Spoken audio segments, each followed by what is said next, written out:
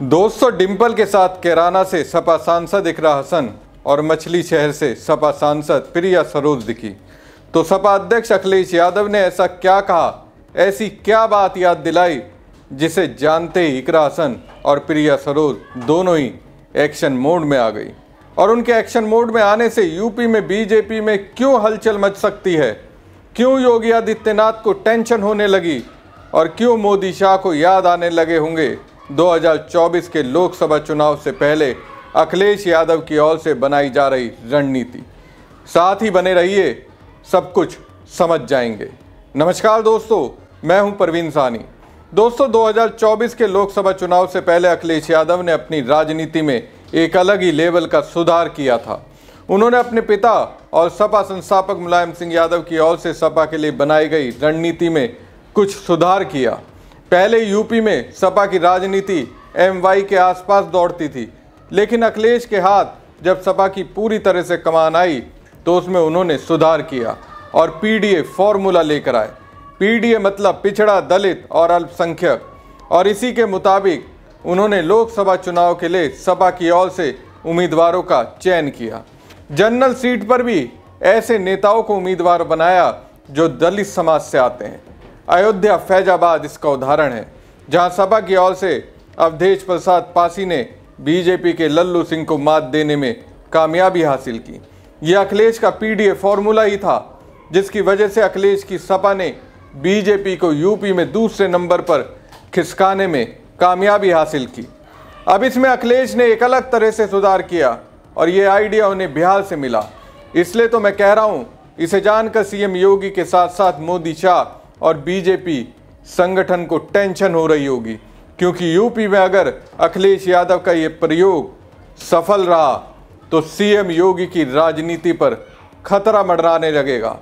इसके साथ ही दिल्ली की गद्दी भी हिलेगी, साथ ही NDA के अंदर बीजेपी का जो एक अधिकार है वो भी दरक जाएगा।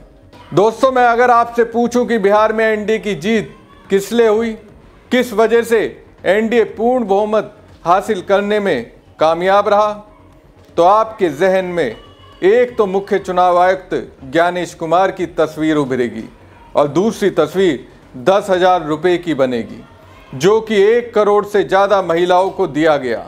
बिहार में हार की दहलीज तक पहुंच चुके NDA के खाते में जीत का टर्निंग पॉइंट महिलाओं के खाते में डाले गए 10,000 रुपये ही थे। अब इस बात को अखिलेश यादव पूरी तरह से समझ चुके हैं, इसलिए दिल्ली से उन्होंने डिंपल यादव, इकरा हसन और प्रिया सरोज को साक्षी मानकर एक वादा किया। X पर पोस्ट करते हुए सपा अध्यक्ष अखिलेश यादव ने लिखा, संसद में PDA का परचम लहराती सपा की जिम्मेदार जनप्रतिनिधि। नारी शक्ति का विकास कहने से नहीं, उन्हें सच्चा प्रतिनिधित्व देने से होगा। PDA में आधी आबादी के रूप में शामिल हर स्त्री का सम्मान और समृद्धि हमारा संकल्प है। PDA में शामिल A का मतलब आधी आबादी, मतलब हर बच्ची, युवती, नारी, महिलाओं को सामाजिक आर्थिक रूप से सम्मान देना और अपने पैरों पर खड़े होने के लिए हम स्त्री सम्मान समृद्धि योजना लाएंगे और यूपी की उन्नति के अपने संकल्प को निभाएंगे। अब दोस्तों, अखिलेश यादव के इस ऐलान में कई संदेश हैं। एक तरह से कहिए, एक ऐसा प्रयोग है जिसे इस्तेमाल करने में बीजेपी को पसीना आ जाता है। अखिलेश के दावे से ऐसा लग रहा है 2027 के विधानसभा चुनाव में वो ज़्यादा से ज़्यादा महिलाओं को अपनी पार्टी की ओर से टिकट देंगे।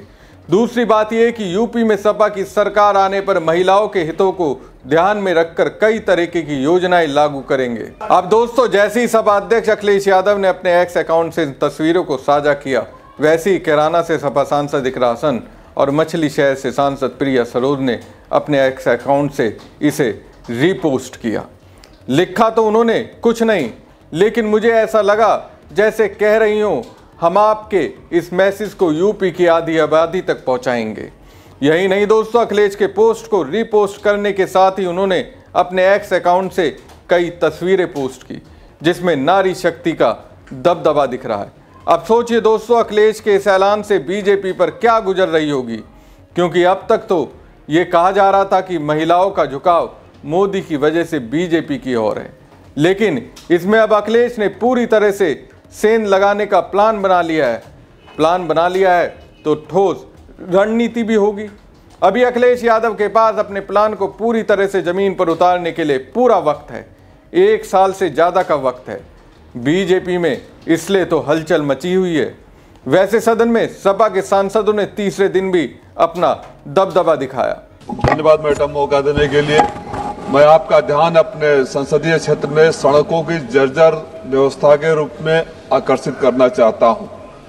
माननीय अध्यक्षा जी, हमारे यहाँ प्रधानमंत्री सड़क योजना पिछले 4 सालों से एक भी नहीं पास हुई है और इस बार भी जितने लिख कर दिए, जितने भी सर्वे करवाए, कोई अप्रूवल नहीं हुआ। और जहां तक हमें जानकारी है, नई जो स्कीम आई है उसके तहत तो कोई हो ही नहीं सकता कि कोई एक खड़ंजा ना हो, कोई ईटा ना हो। और जो पुरानी सड़कें हैं उसके लिए जब भी हम दिशा की बैठक करते हैं तो अधिकारी कहते हैं कि हमने बजट मांगा है, लखनऊ से बजट नहीं आ रहा है। जो सड़कों को हमने बनाया था, मैं उदाहरण के लिए दे दूं, कसारा गांव का 4 सालों से सड़कों में आ रहा है, कोपागंज कसारा। वो कई पता न कितने दावे हो गए बनवाने के लिए, पुनर्निर्माण में गया, लेकिन उसका निर्माण अभी भी ठीक ढंग से नहीं हुआ। दोहरी घाट मधुबन का सड़क, सारी सड़कों की व्यवस्था ऐसी है कि अगर मरीज अस्पताल जाना चाहे तो मर जाए। मैं आपसे मांग करता हूं, और खाली सड़क ही नहीं, चूंकि डॉक्टर बैठा हो तो अपनी बीमारी बताना जरूर चाहिए। यहाँ दोनों डॉक्टर, रेल मंत्री जी और छोटे वाले डॉक्टर भी बैठे हैं। कई बार आपने सदन में मुझे आश्वासन दे दिया, कमरे में भी आश्वासन दे दिया, लेकिन मऊ को भी कुछ मिला नहीं। मैं डॉक्टर साहब से उम्मीद करता हूं कि वो भी करते। हमारे यहाँ न सड़क है, न रेल है, न उद्योग है, न रोजगार है, न शिक्षा का कोई उच्च संस्थान है। मैं सरकार से निवेदन करता हूं कि मऊ पर विशेष कृपा की जाए। अगर आप बार बार वहां से हार रहे हो तो इसका मतलब नहीं कि उस जिले को या उस लोकसभा को अपने लिस्ट से बाहर कर दिया जाए। 1899 के दक्कन में जब भीषण अकाल के बाद बीड़ी का उत्पाद प्रमुख हुआ और यह सभी जात वर्ग के बाधाओं को तोड़कर हुक्के की शक्ल लेने लगा। स्वदेशी आंदोलन ने इसमें 4 चांद लगा दिया और स्वदेशी आंदोलन से प्रभावित होकर के देशी अपनाने में इसका काफी प्रसार हुआ। स्वतंत्रता संग्राम के दौरान बीड़ी उद्योग भारतीय समाज के सभी वर्गों को शामिल करने लगा और भारत की अर्थव्यवस्था का एक महत्वपूर्ण हिस्सा बन गया। महोदय, दूसरे विश्व युद्ध के दौरान बीड़ी भारतीय सैनिकों के राशन में भी सम्मिलित थी। इसी से इसकी महत्ता समझ सकते हैं। महोदय, मैं उधर नहीं जाना चाहता। यह व्यवसाय रोटी व्यवसाय शौक और आफत। माननीय मंत्री जी, यह क्षेत्र गरीबों की रोटी का भी इंतजाम करता है। 4 बजे भोर में उठकर तेंदू पत्ता तोड़ने वाली महिला, उसकी रोटी चलती है, जिसमें हमारे मुल्क की आदिवासी दलित इलाकों के गरीब उससे जीविकोपार्जन करते हैं। दूसरा, उसे मैं आ रहा हूं व्यवसाय पर भी, और व्यवसाय की जो स्थिति है, इससे कुछ लोग व्यवसाय भी करते हैं और कुछ लोगों का शौक भी है। सब एक दूसरे से जुड़ा है मंत्री जी। और अंत में आफत आती है। हम उत्पाद करते हैं, पैकिंग के समय उस पर लिख देते हैं ये जानलेवा है, पैकिंग के समय लिख देते हैं इसमें कैंसर है। पैकिंग के समय उत्पाद भी करते हैं, पैकिंग भी करते हैं। विषय यह है कि इस पर जो हम कर लगा रहे हैं, उस कर से जिसकी रोटी चल रही थी उसको कितना लाभ हो पाएगा, क्योंकि वह तो वहीं रहेगा।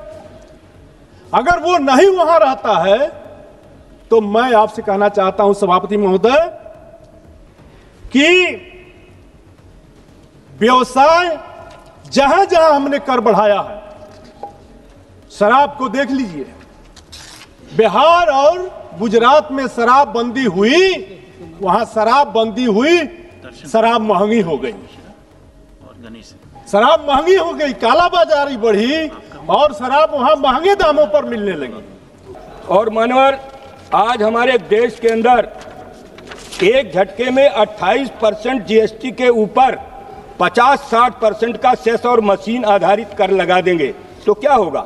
बड़ी कंपनियां तो अपना दाम बढ़ाकर निकाल लेंगी, लेकिन छोटी बीड़ी कारखाने, पत्ती छटाई वाले सेठ जहां 15 से 20,000 बीड़ी रोज लपेटने वाली महिला, ये सब बर्बाद हो जाएंगे।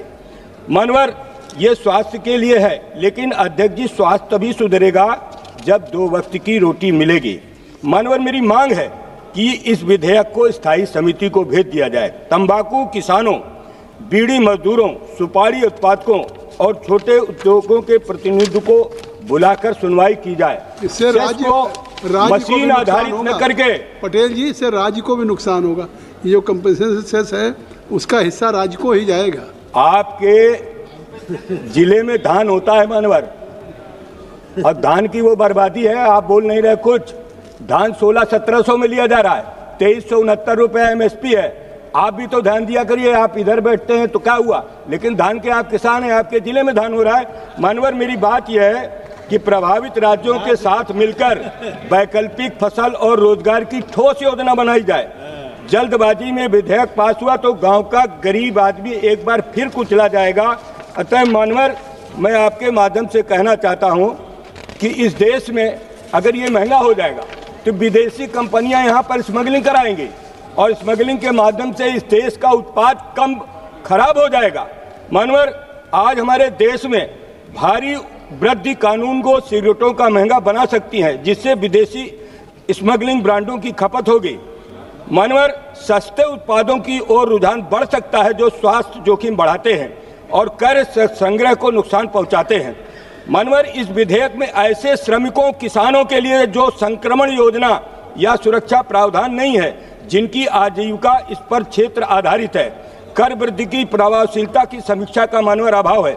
विधेयक में यह नहीं है कि सरकार खपत, अवैध व्यापार या राजस्व पर बड़े प्रभाव का नियमित आकलन करेगी, जो नीति निर्माण के लिए आवश्यक। मानवर, कृषि मंत्री जी यहाँ बैठे हैं। मध्य प्रदेश के अंदर सबसे ज्यादा तंबाकू का काम होता है, बीड़ी के पत्ते काम होता है। मानवर, उन गरीबों की हालत को ध्यान देना चाहिए, उस पर विचार करना चाहिए। और ये विशेषज्ञ भी हैं, मुख्यमंत्री जी रहे हैं। मानवर, इन लोगों को बैठ करके इसके बारे में ठीक से विचार किया जाए, ताकि छोटे किसानों का और जो तंबाकू उत्पादक हैं, बाद में मशीनों में वो प्रोसेस होती है, वो अलग विषय है, लेकिन मानवर उन छोटे लोगों पर बहुत भारी बोझ पड़ेगा। इसलिए मेरी मांग है मानवर कि इसको स्थायी समिति को भेज दिया जाए। धन्यवाद मानवर।